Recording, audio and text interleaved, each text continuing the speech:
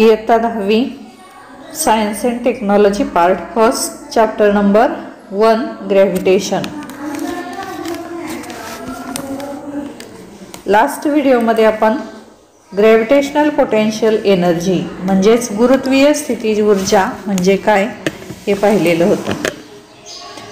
गुरुत्वीय स्थितीज ऊर्जा आता आपण पाहणार आहे एस्केप व्हेलॉसिटी म्हणजेच मुक्तिवेग। We have seen that when a ball is thrown upward, आपण हे पाहिलेलं आहे की एखादा चेंडू जर वर फेकला तर its velocity decreases because of the gravitation of earth, तर त्याचा वेग कमी होतो। कशामुळे? तर ग्रॅव्हिटेशन ऑफ अर्थ पृथ्वीच्या गुरुत्व त्वरणामुळे कमी होत असतो।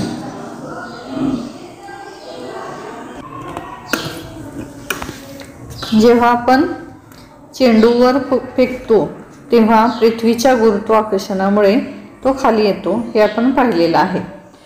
एका विशिष्ट उंचीवर जातो आणि त्याचा वेग 0 होतो आणि तेथून तो खाली पडू लागतो। त्याची कमाल उंची म्हणजे तो जास्तीत जास्त किती उंच पोहोचेल हे कशावर अवलंबून आहे? तर त्याच्या आरंभीच्या वेगावर अवलंबून असते। त्याच्या आरंभीच्या वेगावर अवलंबून असते।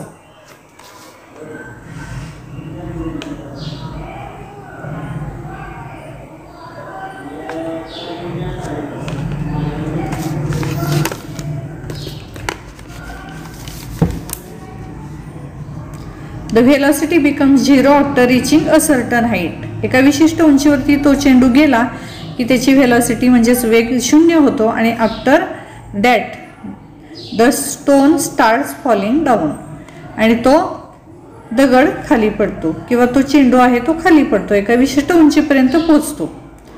मग इट्स मॅक्झिमम हाईट, त्याची तो किती उंच जाईल ते जास्तीत जास्त उंची आपण चेंडूवर फेकल्यानंतर ते कशावर अवलंबून आहे? Depends on it's initial velocity. जेवढ्या जास्त सुरुवातीचा वेग, इनिशियल व्हेलॉसिटी म्हणजे काय आहे? सुरुवातीचा वेग जितका जास्त असेल तितक्या जास्त उंच तो चेंडू पोहोचेल। According to Newton's third equation of motion, न्यूटनचं जे गतिविषयक तिसरं समीकरण आहे v² = u² + 2as, हे काय आहे? तर त्या गतिमान वस्तूचा वेग काढण्यासाठीचं सूत्र आहे हे। तर या सूत्रानुसार v म्हणजे काय आहे? Final velocity of the ball. एका विशिष्ट उंचीवर पोहोचल्यानंतर त्याचा वेग 0 होतो हे आपण पाहिलं, म्हणजे अंतिम वेग त्याचा किती असेल? 0 असेल हा। आणि a = -g, a म्हणजे काय आहे? एक्सिलरेशन। कसलं एक्सिलरेशन असतं? हे ग्रॅव्हिटेशनल एक्सिलरेशन आहे म्हणून g लिहिलंय, पण मायनस का लिहिलंय? चेंडू आपण वर फेकतोय याचा अर्थ ते काय आहे? ग्रॅव्हिटेशनल एक्सिलरेशनच्या म्हणजे गुरुत्व त्वरणाच्या विरुद्ध दिशेने आहे म्हणून त्याला मायनस चिन्ह दिलेलं आहे। आता v हा फायनल व्हेलॉसिटी, अंतिम वेग 0 आहे म्हणून v च्या ठिकाणी या ठिकाणी 0 लिहिलं। v² = u² + 2as, u म्हणजे काय आहे? इनिशियल व्हेलॉसिटी, हा लिहिला इथं u² + 2as, a म्हणजेच काय आहे? -g। 0 = u² + 2 - g × s। मग आता s म्हणजे डिस्प्लेसमेंट, तो चेंडू किती उंच जाईल हे काढायचं आपल्याला म्हणून s लिहिलं इथं। s बरोबर हा u² आहे, त्यानंतर 2g आहे, हे ह्या बाजूला घेतलं इकडं। s = -u², ह्या बाजूला आहे तसा लिहिला आणि 2g इकडे घेतलं। हे g ला काय आहे? मल्टिप्लाइड आहे त्यामुळे इकडं आलं हे डिवायडेड आलं ह्या बाजूला। Therefore s = -u²/2g। Thus, अशा प्रकारे higher the initial velocity u, अशा प्रकारे जेवढा सुरुवातीचा वेग जास्त असेल तेवढं काय होईल? Larger is the height reached by the ball, तेवढ्या उंच तो चेंडू पोहोचू शकेल।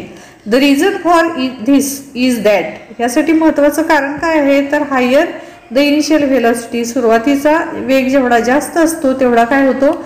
The ball will oppose the gravity of earth more and larger, त्यामुळे तो चेंडू काय करेल? गुरुत्व त्वरणाला विरोध करेल आणि जास्त उंच जाईल। आणि lower will be the height to which it can reach, आणि तो पोहोचू शकेल ती उंची कमी असेल. We have seen above that. आता आपण वर पाहिलेलं आहे की value of g keeps decreasing as we go higher above the surface of earth. आपण हे सुद्धा पाहिलेलं आहे की जसं पृथ्वीच्या पृष्ठभागापासून उंच जावं तसं जीची किंमत म्हणजेच गुरुत्वीय त्वरणाची किंमत कमी होत जाते, आणि दस the force pulling the ball downward. आणि त्यामुळं जसं पृथ्वीच्या पृष्ठभागापासून उंच जावं तसं फेकलेला वर चेंडू जेवढ्या जास्त वेगाने फेकू तेवढा अधिक उंच जाईल, अशा उंचीवर जाईल की त्या उंचीवर काय होईल, जीची किंमत कमी असेल, त्यामुळे decreases as the ball goes up. चेंडू जेवढा उंच जाईल तेवढा त्याची गुरुत्व त्वरणाची ओढ कमी असेल. If we keep increasing the initial velocity, आणि जर आपण हा सुरुवातीचा वेग इनिशियल व्हेलॉसिटी अशीच वाढवत राहिलो, चेंडूची त्या किती वाढवत राहिलो तर it will reach larger and larger heights. इतक्या उंच तो पोचू शकेल and above the particular value of initial velocity. आणि एक असा सुरुवातीचा वेग असेल की त्या वेगामुळे तो चेंडू एवढ्या उंच जाईल, the ball is able to overcome downward pull by the earth. आणि तो चेंडू काय होईल तर पृथ्वीचं जे खालच्या दिशेनं ओढ असते गुरुत्व बलाची ती पूर्ण कमी होईल and can escape the earth for ever. आणि त्यामुळे तो पृथ्वीपासून मुक्ती मिळवू शकेल. आता तो पृथ्वीच्या पृष्ठभागाकडे खाली पडणार नाही, कारण अशा एवढ्या उंचीवर काय असणार आहे, ग्रॅव्हिटेशनल एक्सलरेशन गुरुत्व त्वरणाची किंमत नसणार आहे, शून्य असणार आहे. त्यामुळं आता तो त्या उंचीवरून खाली पडू शकणार नाही. मग अशी एक उंची असते की ती उंची गाठण्यासाठी त्याला आपल्याला काय करायला लागेल, तेवढा वेग म्हणजेच इनिशियल व्हेलॉसिटी द्यावी लागेल. And will not fall back on the earth. आणि तो पुन्हा जमिनीवर फेकला जाणार नाही, येणारच नाही अशी ती वस्तू खाली एवढ्या वेगाने जर वर गेली तर. This velocity is called escape velocity. असा जो वेग असतो, कुठला वेग की जो काय करतो, पृथ्वीच्या गुरुत्व त्वरणाला विरोध करतो आणि एका विशिष्ट उंचीवर वस्तू गेल्यानंतर तिथून ती वस्तू खाली पडत नाही. एवढ्या उंचीवर जाण्यासाठी आवश्यक असणारा वेग असतो वस्तूला गतिमान करण्यासाठी, सुरुवातीचा वेग इनिशियल व्हेलॉसिटी, त्याला म्हणायचं एस्केप व्हेलॉसिटी, मुक्ती वेग. We can determine its value by using the law of conservation of energy. आणि हा वेग आपण ऊर्जा अक्षयतेचा नियम वापरून खालीलप्रमाणे काढू शकतो. हा एस्केप व्हेलॉसिटी किती असतो ते, मुक्ती वेग. An object going vertically upwards from the surface of earth. जर एखादी वस्तू पृथ्वीच्या पृष्ठभागापासून वरच्या दिशेने जात असेल तर having an initial velocity equal to escape velocity, आणि तिचा वेग सुरुवातीचा वेग किती असेल, एस्केप व्हेलॉसिटी एवढा, म्हणजेच केवढा असेल, मुक्ती वेग एवढा असेल, तर escapes the gravitational force of earth. तर पृथ्वीच्या गुरुत्व बलापासून त्या वस्तूला मुक्ती मिळते. The force of gravity being inversely proportional to the square of distance. आता हे बल कसं आहे तर अंतराच्या वर्गाच्या व्यस्तानुपाती असतं. म्हणजे अंतराचा वर्ग कमी असेल तर बल जास्त असतं, अंतराचा वर्ग जास्त असेल तर बल कमी असतं. त्यामुळे काय होतं, becomes zero only at infinite distance. जेवढं अंतर जास्त असेल, अनंत अंतराळ असेल पृथ्वीच्या पृष्ठभागापासून, तेवढं हे बल कमी होत जातं. This means that for an object to be free from gravity of the earth. याचा अर्थ काय आहे की जर एखाद्या वस्तूला पृथ्वीच्या गुरुत्व त्वरणापासून मुक्ती मिळवायची असेल तर it has to reach infinite distance from the earth. तर त्या वस्तूला अनंत अंतरावर, पृथ्वीच्या पृष्ठभागापासून अनंत अंतरावर पोचावं लागेल. म्हणजेच काय, that is the object will come to rest at infinite distance. अनंत अंतरावर गेल्यानंतर वस्तू काय होईल, रेस्ट, विराम अवस्थेत जाईल आणि विल स्टे देअर, आणि तिथंच राहील, ती तिथून खाली पडणार नाही. For an object mass m. जर वस्तूचं वस्तुमान एम एवढं असेल तर ऑन द सरफेस ऑफ अर्थ आणि at a infinite distance from the earth. तर पृथ्वीच्या पृष्ठभागावर आणि पृथ्वीच्या पृष्ठभागापासून अनंत अंतरावरील कायनेटिक एनर्जी, आपल्याला सूत्र माहिती आहे.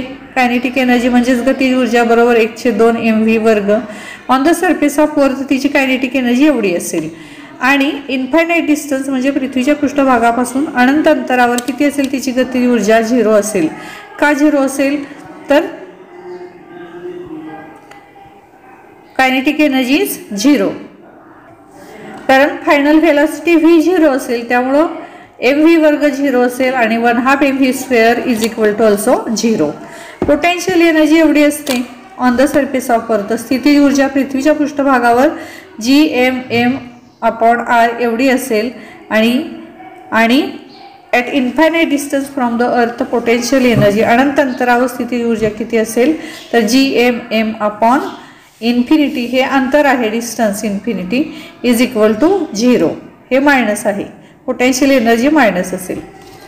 टोटल एनर्जी, आता एकूण ऊर्जा पृथ्वीच्या पृष्ठभागावर किती असणार आहे मग वस्तूची, तर kinetic energy plus potential energy, गतिज ऊर्जा आणि स्थितीज ऊर्जा ह्या दोन्हींची बेरीज ही एवढी आलेली आहे. आणि total energy at infinite distance is equal to 0, कारण ही कायनेटिक एनर्जी सुद्धा 0 आहे आणि ही पोटेन्शियल एनर्जी सुद्धा 0 आहे.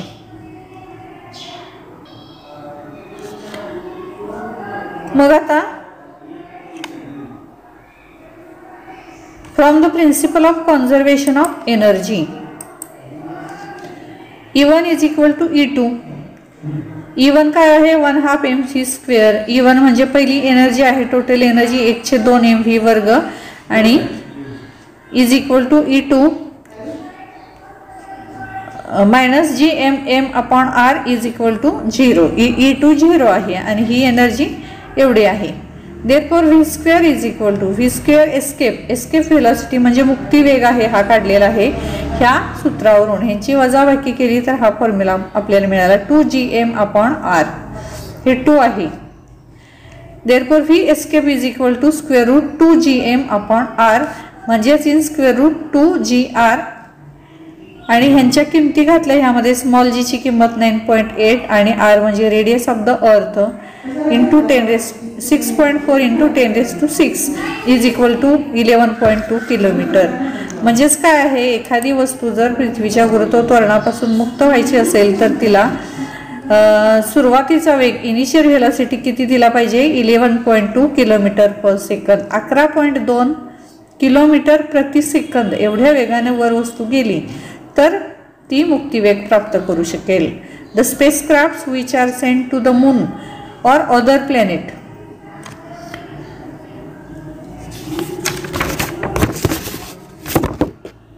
जेव्हा चंद्रावर किंवा दुसऱ्या ग्रहावर पाठवल्या जाणाऱ्या अवकाशयानांचा आरंभ वेग हा काय असतो तर मुक्तिवेगापेक्षा अधिक असतो, तेव्हाच काय होऊ शकतात, ती पृथ्वीच्या गुरुत्वाकर्षणाच्या बाहेर जाऊ शकतात.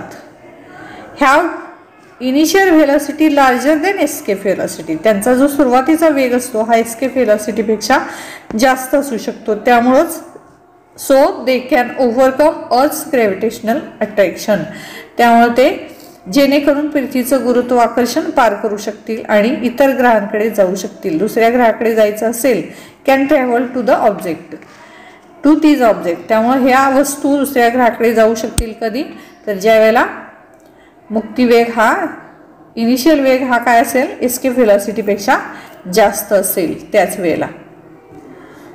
आणि शेवटचा आहे तो भाग यातला वेटलेसनेस इन स्पेस. म्हणजेच काय आहे तर वेटलेसनेस इन द स्पेस म्हणजेच अवकाशातील वजनहीनता.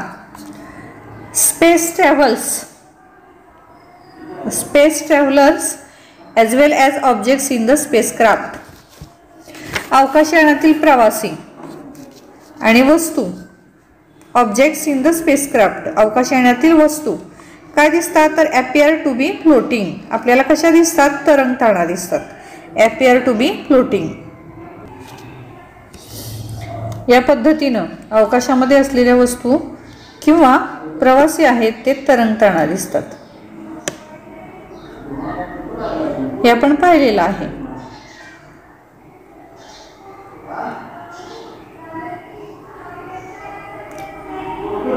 वजनरहित अवस्था असते त्यांची, वेटलेसनेस म्हणायचं ह्याला, वजनरहित अवस्था अवकाशामध्ये. मग अवकाशयान पृथ्वीपासून उंचावर असले तरीही तिथं जीचं मूल्य 0.